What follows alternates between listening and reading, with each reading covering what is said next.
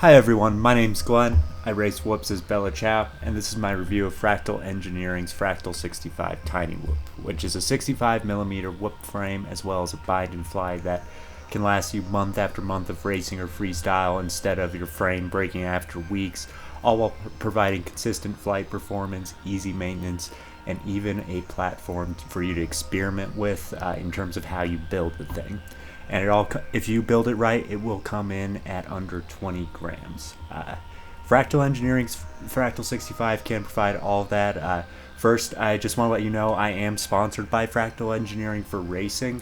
However, I was also flying this whoop before I was sponsored by them, and everything that I talk about in this video was purchased with my own money. The Fractal 65 is the first whoop from Fractal Engineering, who burst onto the tiny whoop scene in 2020 with their 1S serial charging board.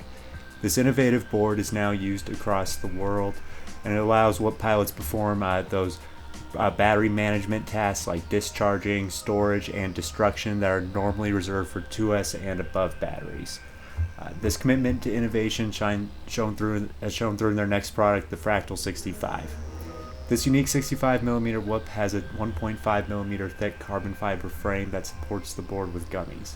The ducts are harvested from a modular 6 frame, though it'll fly just fine with most any brushless whoop ducts. I personally prefer Meteor 65 ducts on it, as they're a hair taller, which is just enough to provide a little more protection for the camera.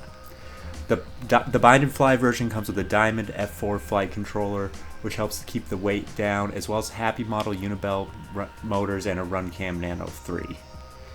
In the 6 months I've been racing this whoop, I've only broken about 2 frames worth of ducts, and the frame itself has held steady through many crashes, with the ducts reliably protecting the flight controller and camera despite the low profile. The frame is still in the air 6 months later, and only now after 6 months of racing it 2 to 3 times a week and slamming into gates and walls at full stick has it started to display any signs of wear and tear, with a little crack on the front right duct. In angle mode, it feels absolutely locked in, giving you the ability to turn on a dime and throw yourself around gates, and the battery life is also solid.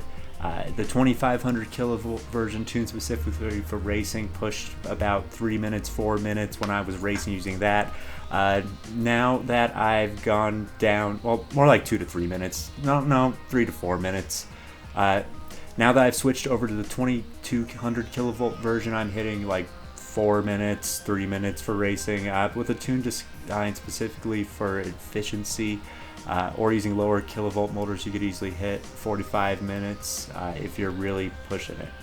The rigidity of the frame keeps the flight characteristics consistent throughout, though on the Diamond F4 there were some issues in some races keeping the gyro consistent after a hard crash or two, which isn't really a Diamond F4 issue, that's more of a tiny whoop issue. But after the full send FPV, pilot Trim King suggested pushing a little gray tack right here under the board and just pressing it down and locking it in, and then re-screwing the electronics back in. That seemed to help the gyro stay more stable, and it's helped me have less gyro issues during races, so thank you for that, Trim.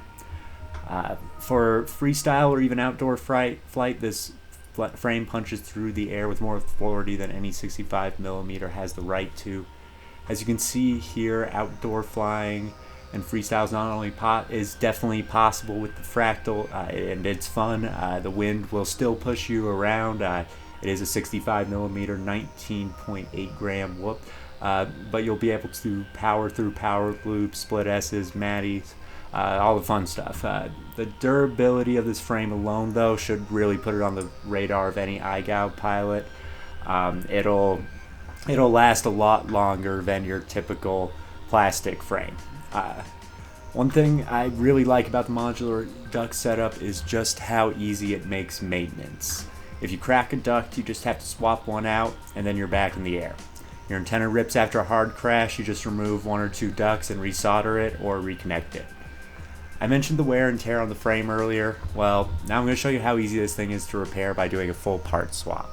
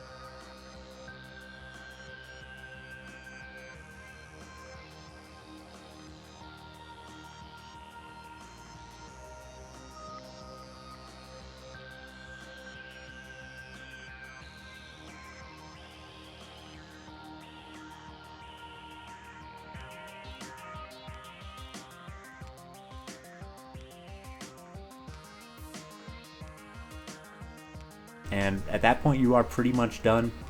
The durability and flight performance of this frame are remarkable, but the modularity is absolutely what pushes it over the edge into being what I consider the best bind and fly 65mm available today. You can run it with different ducks, you can step off the ducks, print a canopy, and have a little 1S pocket ripper. And if the 1S isn't doing it, just print out a new battery strap and you can get it on 2S. You can run it as a pusher easily. You just have to readjust the camera and run few scripts in Betaflight.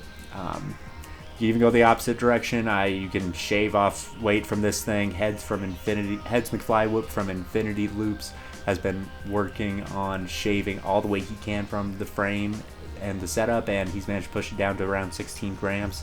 As long as you're willing to put the time into it, this frame or bind and fly will provide you with a consistent platform for race, freestyle, and even just general experimentation with building and configurations using this carbon fiber frame as a platform. Thank you for taking the time to watch the video. I hope hope you enjoyed it, and through New Year's, the code Bella New Year will get you 10% off of a Fractal charging board or frame. Thank you. Hope you have a good day. Like and subscribe.